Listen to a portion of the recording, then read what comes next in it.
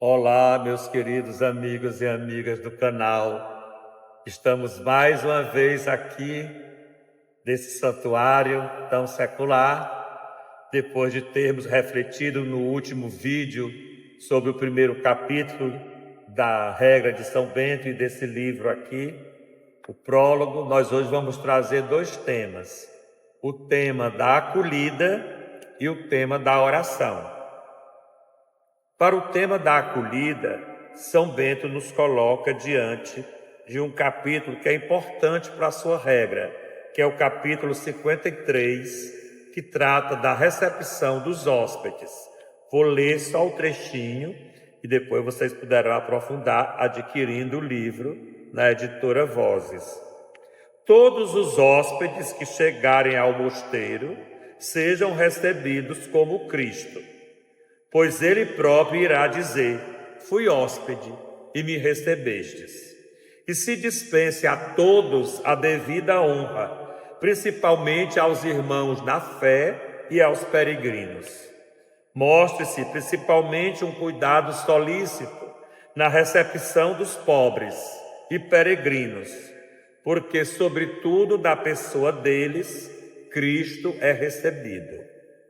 Então, nós vemos aí uma atitude bíblica. Primeira vez que nós temos um texto importante de uma recepção de hóspedes na Bíblia, está narrada no capítulo 18 do livro do Gênesis. Lá nós temos Abraão e Sara, que viviam numa tenda no meio do deserto, e Deus se manifestou naquela pessoa dos três homens, dos três anjos. Aliás, até o André Rublev, que é um monge russo, tem esse ícone, o ícone da Santíssima Trindade, que são três anjos ali representando o Pai, o Filho e o Espírito Santo. Com certeza, André Rublev se inspirou neste capítulo 18 do livro do Gênesis. E ali a gente tem, no calor do dia, ao meio-dia, na sombra de uma árvore no deserto, portanto, com um pequeno oásis, Deus se manifesta e é muito bem acolhido por Abraão. Abraão manda Sara fazer coalhada, traz leite, traz pão, traz um cabrito, e ali a Santíssima Trindade é acolhida como hóspede. E Abraão recebe a promessa que será pai de Isaque, o seu sucessor como patriarca de Israel. Então já é o primeiro exemplo de acolhida. E assim, agora chegando no Novo Testamento, nós temos Jesus, nosso Salvador, que foi sempre acolhido na casa de Betânia, acolhido como hóspede pelos seus três amigos pessoais, Maria, Marta e Lázaro. Ali ele se sentia bem para dialogar, para falar dos seus projetos, para receber refeição, para se preocupar com Maria, para se preocupar com Marta. Ressuscitou Lázaro, se compadeceu, elogiou a atitude de Marta, que trabalhava, mas deixou em primeiro lugar a atitude de Maria. Muito melhor foi Maria, que escolheu a melhor parte. E a melhor parte foi ficar aos pés do Senhor, ouvindo a sua palavra. Então, São Bento, provavelmente, com certeza, inspirado na Escritura, diz que o hóspede é o próprio Cristo. Aliás, no mosteiro é sempre uma alegria quando se recebe um hóspede, porque fui hóspede e me acolheste, fui peregrino e me acolheste, era estrangeiro e me recebeste. Um dos critérios para o julgamento final que está narrado lá em Mateus, no capítulo 25.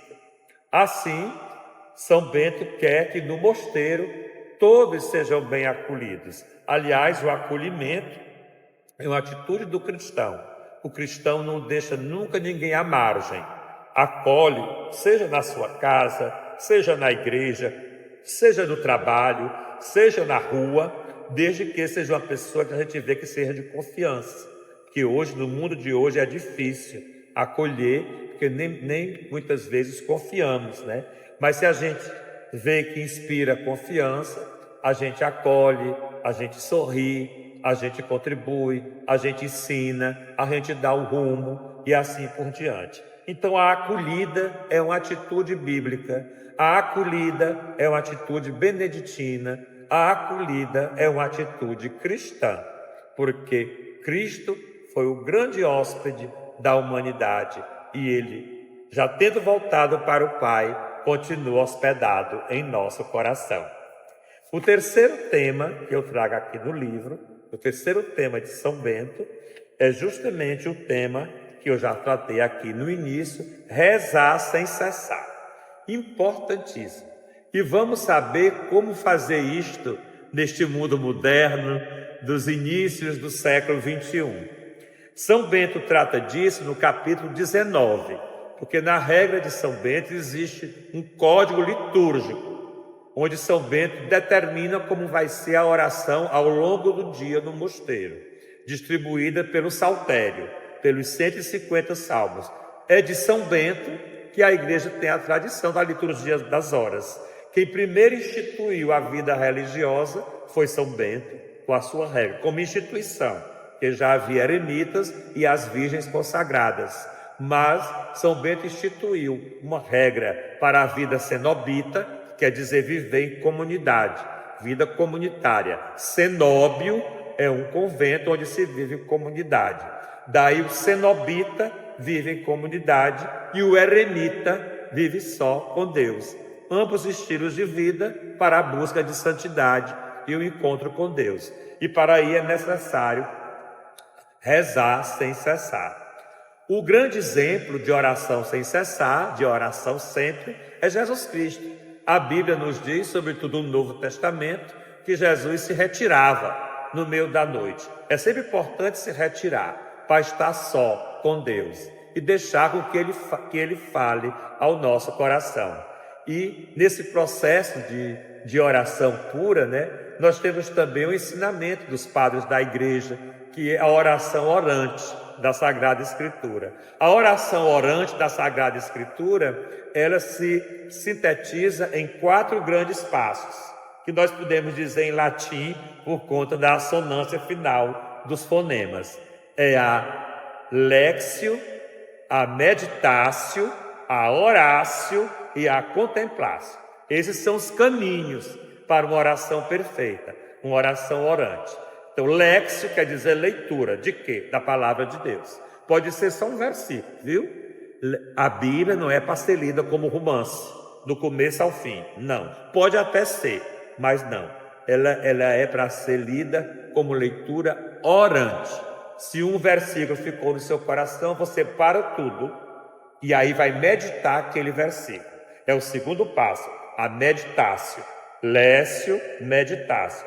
Ao meditar aquele versículo, você se coloca dentro do texto. E estando dentro do texto, você passa para o terceiro passo, que é a orácio. É rezar em cima do que foi meditado e lido. E aí, o quarto passo, você não diz mais nada. É a contemplatio, a contemplação. Aí é o Espírito Santo que fala. Você fica só na unção do Espírito Santo. E a gente pode rezar sem cessar dessa maneira, com um versículo, com coisa pouca, com qualidade, com jaculatória, desde que seja de qualidade. São Bento diz isso na regra, que a oração deve ser breve e pura. Portanto, no seu código litúrgico, que vai do capítulo 8 ao capítulo 20 da sua regra, o capítulo 19 se destaca, porque São Bento, já tendo feito toda a divisão dos salmos, ele diz que nós temos que ter reverência com a oração. Então é o seguinte texto: lembremos-nos, pois, citando agora São Bento, lembremos-nos, pois, sempre do que diz o profeta: servi ao Senhor com temor, e também salmodiai sabiamente. E ainda, cantarei a voz diante dos anjos. São Bento aqui citando o Salmo. Consideremos, pois, de que maneira cumpre estar na presença da divindade e dos anjos. E tal seja a nossa presença na salmodia, que a nossa mente concorde com a nossa voz. Essa palavra é chave. A mente concordar com a voz. Veja que sabedoria São Bento disse isso no século VI. E ainda cantar-vos-ei diante dos anjos. Então a gente não pode esquecer que na nossa oração pessoal nós estamos diante de Deus e dos anjos. Que na nossa oração comunitária, em que a missa é o centro, nós estamos diante de Deus e dos anjos. Por isso que o padre diz no final do prefácio: juntemos a nossa voz à voz dos anjos e à voz dos santos para cantar. Então, na oração pessoal também.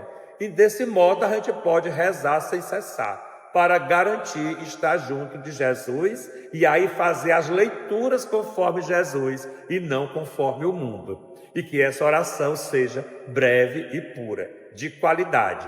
E aí vai transformar o nosso coração. Em vez da gente olhar o mundo com o olhar mais mudando, a gente vai com mais facilidade viver o que Jesus ensinou. Amar os inimigos, perdoar sempre. E a gente só faz isso se a gente está com Jesus junto no coração e diante dos olhos. Então vamos aprender esta lição de São Bento, né? Desse capítulo aqui, que é o capítulo 3 do livro. Rezar sem cessar. Não precisa longas orações. Eu sempre digo isso. A pergunta é: que efeito essa oração fez?